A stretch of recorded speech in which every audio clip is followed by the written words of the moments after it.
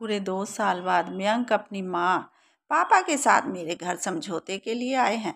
मेरे papa mummy मुझे आवाज़ दे रहे हैं, नव्या आ जाओ बेटा। मैं सदस्यनुलित कदमों से 3 साल की बेटी तन्वी को गोद में लिए कमरे में आ गई।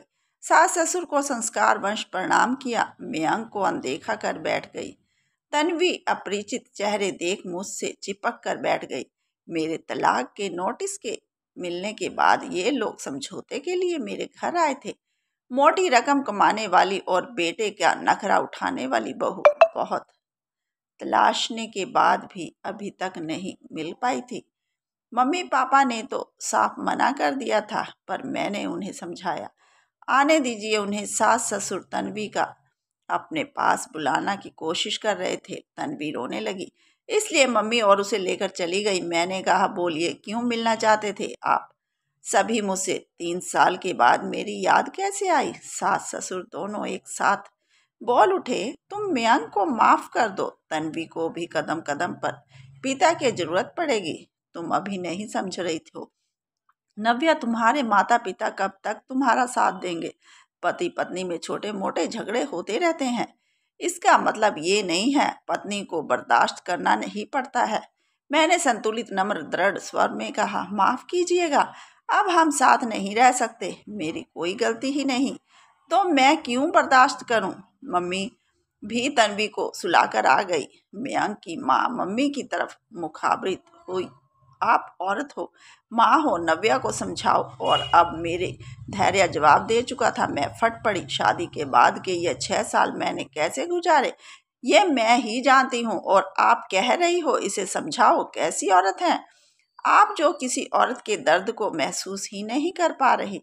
मैं भी इंजीनियर हूँ, आपके बेटे से ज़्यादा कमाती हूँ। घर संभालना मयंक को कुक के हाथ का खाना पसंद नहीं। आधा तो नाश्ता खाना भी ऑफिस जाने से पहले बनाती थी। थकी हारी जब ऑफिस से लौटती तो मन करता कोई गर्म कॉफ़ी या चाय पिला दे, पर खुद 2 कप चाय बना कर लाती। फिर खाने की तैयारी करती। उससे भी मयंक की शिकायतें कम होने का नाम नहीं लेती। सब्जी में स्वाद नहीं है तो दाल पतली है, कभी कुछ कमी निकालते रहते। चादर पर सलवटें दिख रही हैं। कितनी फूहड़ बीबी हो तुम। अरे मेरे कपड़े नहीं निकालते अभी तक। तौलिए भी बाथरूम में नहीं रखा है।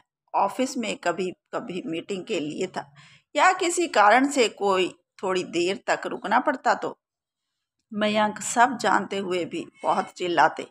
ऑफिस से आने का मन नहीं करता। करता भी कैसे? इतने रंगीन हसीन माहौल से आने का गलत आरोप भी लगाते। इसी बीच मेरी तबीयत खराब रहने लगी। डॉक्टर को दिखाया तो उसने माँ बनने की पुष्टि की। मैंने मयंक से कहा, जॉब छोड़ देती हूँ, बच्चा थोड़ा बड़ा हो जाएगा तब फिर दूसरी जॉब मिल ही जाएगी। सुनते ही मयंक चिल्लाने लगे, अभी पैसे की जरूरत है, बच्चा गिरवा लो। मैंने साफ इनकार कर दिया। आपके पास फोन करने तो आप समझाती थी, औकात में रहो, नहीं तो मैं नौकरी कर रही हूँ, बाद में तुम्हें औकात में रखेगी। अभी नहीं दबा के रखोगे तब पूरी जिंदगी दब के रहना पड़ेगा। दाढ़ी बनाते वक्त मयंक स्पीकर पर फोन करके बात कर रहे थे और मैं अचानक से बाथरूम के पास गई तो आप दोनों को बातें सुनी। आप भी औरत हैं, मुझे आपसे ये जानना है, आपके बेटे के बराबर कमा रही हूँ, घर भी संभाल रही हूँ, क्या आपको अपने बेटे को चैन नहीं समझ आना चाहिए कि नव्या का हाथ बटाओ, घर के कामों में उसके साथ अच्छा व्यवहार करो? उसी वक्त से समझाया होता तो ये नौबत नहीं आती। मयंक अब कभी कभी हाथ भी उठाने लगे थे। पति पत्नी पर हाथ उठाता है तो शरीर पर कम, मन, आत्मा और दिल पर बहुत गहरी चोट लगती है। ऐसे ही एक दिन मम्मी को फोन आया और मैं रो पड़ी। मम्मी से मैंने अपनी अब तक की व्यथा सुना दी। मम्मी फोन काट देती है। मैं हताश होकर गई। शायद मम्मी भी मुझे गलत समझ रही थी। थोड़ी देर में मोबाइल पर मैसेज आया, फ्लाइट का टिकट, और मैं मयंक को बिना बताए ऑफिस में इन्फॉर्म कर वापस मम्मी पापा के पास आ गई। मम्मी पापा ने मुझे छोटे बच्चे सा संभाला क्योंकि मैं टूट चुकी थी।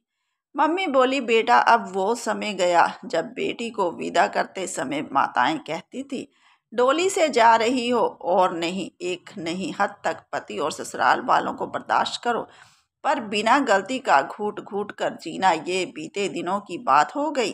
तुम्हारे माता पिता तुम्हारे साथ खड़े हैं जीवन संग्राम में, और देखिए 6 महीने से फिर से नौकरी कर रही हूँ।